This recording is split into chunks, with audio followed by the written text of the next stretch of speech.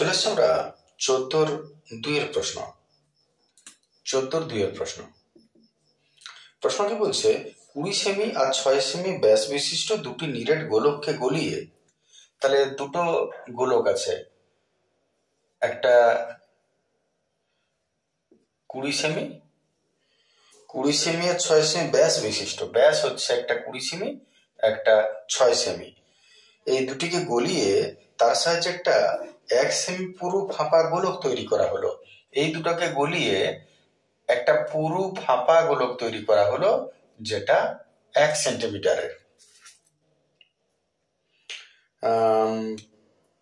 গোলকটার অন্তর ব্যাসার্ধ কত? গোলকটার অন্তর ব্যাসার্ধ কত? তার মানে ছোট আরটা বার করতে বলেছে। এটা ছোট আরটা কত? তাহলে আমরা বুঝতে পারছি যে দুটো গোলককে গলিয়ে যখন একটা গোলক তৈরি করবে, তার মানে এই দুটোর মধ্যে যতটা লোহা থাকবে, যদি লোহার হয় তাহলে এর মধ্যে ততটা লোহা থাকবে। তার মানে আসলে এই দুটোর আয়তন যা হবে, এর একার আয়তন তাই হবে। তাহলে আমি একটু দেখে নিই এই দুটোর মোট আয়তন কত হচ্ছে। তাহলে একটা গোলককে আমি R1 ধরলাম, ধরি R1 20 সেমি, আর R2 দ্বিতীয় গোলকের হচ্ছে 6 সেমি। অতএব দুটি গোলকের মোট আয়তন, দুটি গোলকের মোট আয়তন কত হবে? একটার হলো 4/3 পাই আর কিউব, এটা 1, আর এটার হচ্ছে 4/3 পাই আর কিউব, এটা 2। দুটোর আয়তন একেবারে যোগ করবো, আলাদা আলাদা করে যোগ করবে কি? তাহলে দুটোর থেকে পাই/3 4/3 পাই কমন চলে গেল, পরে হলো R1 cube plus R2 cube. মানটা বসিয়ে নিই। R1 এর মান হলো 20, তার কিউব, R2 হয়ে গেল 6, সরি মিস্টেক, এটা ব্যাস বলেছে, সরি এটা D1, এই করে ভুল হয়ে যায়, এটা D2, ব্যাস বলেছে। তাহলে ব্যাসার্ধ বার করে নি। এত D1 যদি এত হয়, R1 হবে 20/2, 10 সেন্টিমিটার, আর R2 হয়ে যাবে 6/2, 3 সেন্টিমিটার।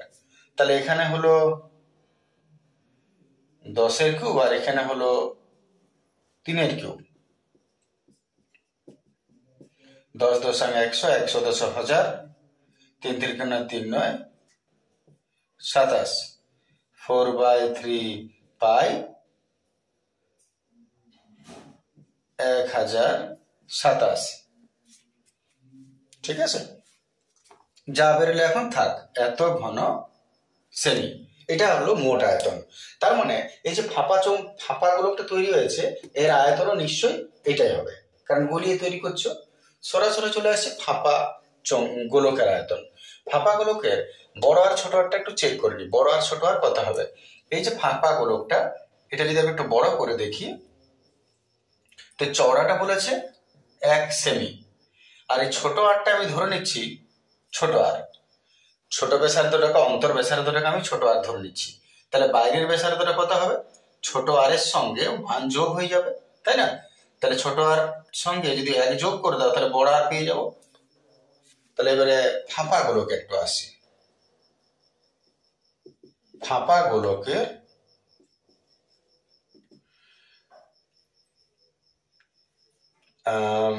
অন্তর ব্যাসার্ধ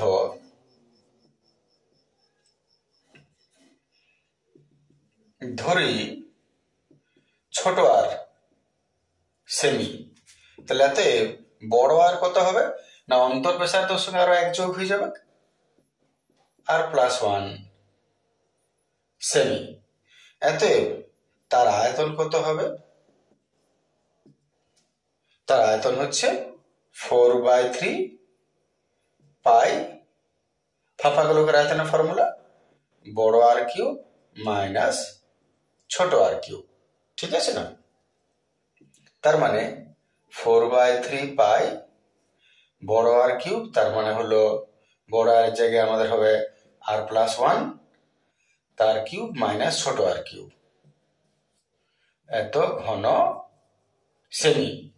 এবারে শর্তানুসারে এই দুটোর আয়তন যা, এর একার আয়তন তা, এই দুটোর আয়তন মোট বার করে রেখেছি এটা, আর এর একার আয়তন বেরোলো এটা।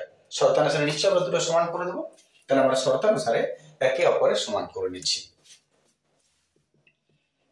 এতে শর্তানুসারে এটা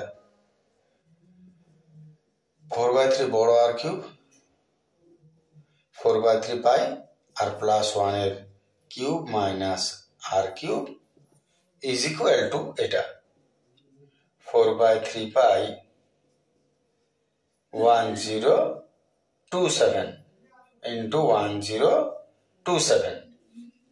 একটু ছোট করে নেওয়া যাক। 4/3 পাই 4/3 পাই দুদিকে কেটে গেল। আচ্ছা, এইটা সলভ করা যায়। এটাকে a প্লাস বি তার হোল কিউবের ফর্মুলায় ভাঙবো। a cube plus 3 a square B plus 3 a B square plus B cube. a plus B তার হোল কিউবকে ফর্মুলায় ভাঙলাম, মাইনাস আর কিউব আছে, আর এদিকে আছে 1 গোলা 2 7। ঠিক আছে, এরপর এটাকে একটু ছোট করা যাক আরো। এটা তো কেটে গেল আর কিউ আর কিউ, এটা হলো 3r স্কোয়ার প্লাস 3 একে 3 3r প্লাস 1 এর কিউব মানে 1, আর ওটাকে নিয়ে এসে ওদিকে টেনে নিয়েছিল 1027 কে নিয়ে এলাম, ওদিকে গোগলা পড়ে রইল। একটু ছোট করলাম যোগ বিয়োগ করে যদি একটু ছোট করি, তাহলে এদিকে আমার কি পড়ে থাকছে 3r square plus 3r minus 1027 থেকে 1 বাদ গেল 1026 বড় রেখা মাইনাস থাক ইজ ইকুয়াল টু 0। এইবারে যেটা আছে সেটা নিঃসন্দেহে মধ্য সহগ হয়ে যাবে। আমরা এক কাজ করি, একটু এটাকে কমন নিয়ে নিই। এটা যদি একটু কমন নিয়ে নিই, 3 কমন নিয়ে নেওয়া যাবে, r square plus r minus 3 3 কে 9 1 3 4 12 3 2 6 ইজ ইকুয়াল টু 0। এটা রইল আমাদের হাতে। এরপর 3 কে ট্রান্সফার করে দিলে 0 হয়ে যাবে, তার মানে এটা সমান 0। এবার আমরা শেষ কাজে আসছি। অতএব r square plus r minus 342 is equal to 0। দেখে নাও, 3 কে যদি ট্রান্সফার করি তাহলে 0/3 মানে 0, এটাই রইল। এবার 342 কে ভাঙি যেন 1 আসে। বুঝতে পারছো, মধ্য সহগে যাবে এটা আমাদের। 342 কে 1 আসার জন্য একটু লসাগু করে নিতে হবে। 2 খাওয়াচ্ছি, 2 একে 2 2 7 14 2 একে 2 171 171 3 দ্বারা যদি খায় 3 2 6 3 5 15 16 17 2 3 7 21 3 1 3 3 9 27 এতটা। একটু চেক করে নি, 3 3 9 2 18 18 আর 19 লক্ষ্য করো, 3 3 9 2 18 18 আর 19 19 মাইনাস 18 19 মাইনাস 18 এত r square plus 19 r minus 18 r 342 is equal to 0। এত আর কমন চলে যাবে, আর প্লাস 19 18 কমন চলে যাবে, আর প্লাস 19 গোলা r plus 19 into r minus 18 is equal to গোলা। দুটো মান বেরিয়ে গেছে। এখন আমাদের লাস্ট স্টেপ বাকি আছে, আর এর মান বার করো। তোমাকে প্রশ্নটা বলেছে অন্তর ব্যাসার্ধ কত, মানে ছোট আর। তাহলে এতএব শেষ কাজে আসছি। এতএব এটা সমান 0, এটা সমান 0, আর প্লাস 18 আর প্লাস 19 সমান 0, আর আর মাইনাস 18 সমান 0 হবে। এটা যদি ট্রান্সফার করি তাহলে এটা মাইনাস 19 হয়ে যাবে, এটা যদি ট্রান্সফার করি তাহলে প্লাস 18 হবে। এবার আমরা জানি ব্যাসার্ধ কখনো ঋণাত্মক হয় না, তাহলে যেহেতু ব্যাসার্ধ ঋণাত্মক হয় না, তাই ছোট আর হলো 18 সেমি। দেখে নাও, আশা করি অসুবিধা হবে না বুঝতে। সাধারণ প্রশ্নই ছিল এটা। চলে আসছে আমরা পরের প্রশ্ন।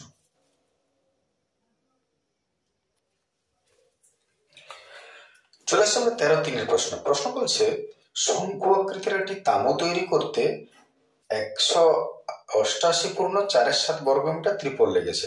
তাহলে শঙ্কু আকারের তাঁবুর ত্রিপল কোন জায়গাটা? নিঃসন্দেহে ত্রিপুরা উপরের জায়গাটা লাগবে।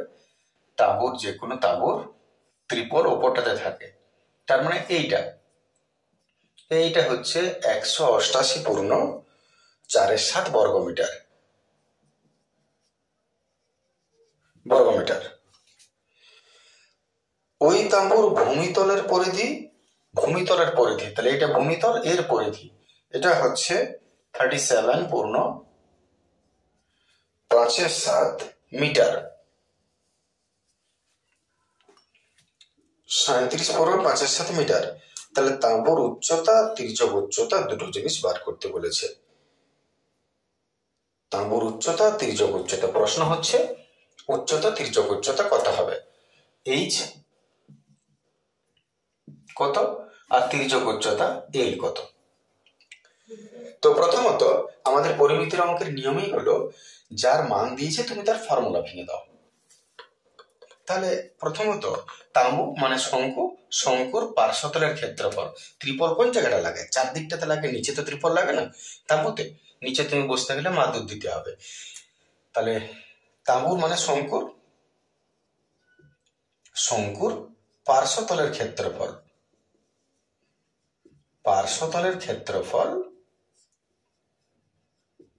দিয়ে দিয়েছে 188.47 বর্গমিটার। এবারে তুমি তার ফর্মুলা, পার্শ্বতলের ক্ষেত্রফলের ফর্মুলা হয়ে যায় পাই আর এল। একটু ভেঙে নি।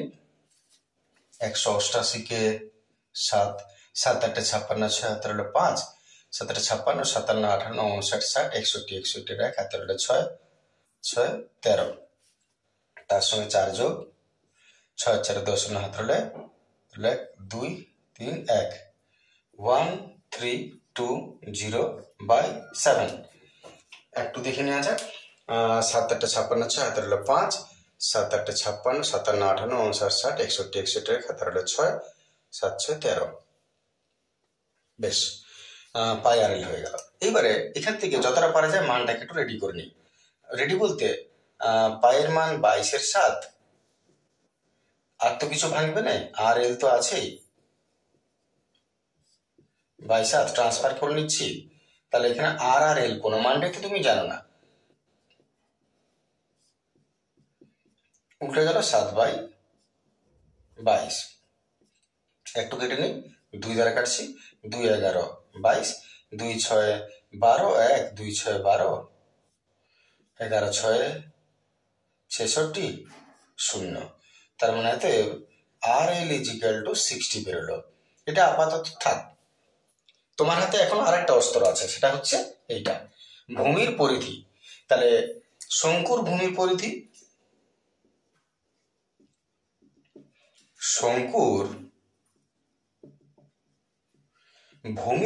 দিয়ে দিয়েছে তোমাকে 37.57 মিটার। ভূমির পরিধির ফর্মুলা কি? শঙ্কুর পরিধিটা তো বৃত্তাকার, তার মানে বৃত্তের যা পরিধি তাই, তার মানে 2 পাই আর। 37 কে 7, 7 7 49 নয় হাতে হলো 4, 3 7 21, 22 23 24 25, আর 5 যোগ 264/7। এখানে পাই হয়ে গেল 22/7 ইন্টু আর কে ট্রান্সফার করে নিই। এটা হবে 7/22, আর 2টা ট্রান্সফার হলে নিচে নামবে। 1/2 করতে পারতে, নাহলে 2টাকে নিচে নামিয়ে দিলাম, যেভাবে বুঝবে। তাহলে কেটে নিচ্ছে এটা 2 দ্বারা একটু কাটি, 2 1 কে 2, 2 3 6, 2 2 4, আর 2 দ্বারা আবার 2 6 12, 1 2 6 12, 2 11 22, 11 6 66। এতে আর কত হয়ে গেল? আর হয়ে গেল 6 মিটার। দেখে নাও, আশা করি কিছু বাকি নেই। যদি আর পেয়ে গেলে তাহলে এল পেয়ে যাবে, কারণ এখানে দেখো আর এল সমান 60 আছে। তাহলে আবার এখান থেকে শুরু করি। যেহেতু আর এল সমান 60 মিটার, সেহেতু আর কত? 6 মিটার। আর এল জায়গায় কত হবে? 6, তাহলে আর এর জায়গায় 6 বসিয়ে দিলাম। যেহেতু আর সমান 6 মিটার, মান বসালাম, এলটা এখান থেকে পেয়ে যাব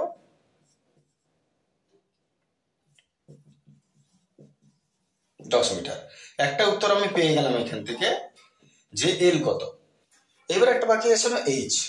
এইচ কি করে বেরোবে?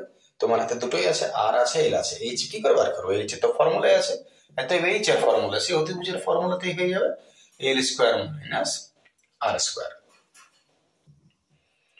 এল এর মান হয়ে গেল 10 এর স্কোয়ার মাইনাস আর এর মান হয়ে গেল 6। 10 10 100, 6 6 36,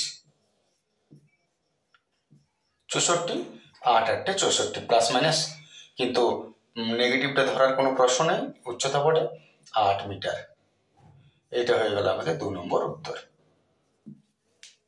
আশা করি সহজ হয়েছে, কোনো অসুবিধা নেই। দেখে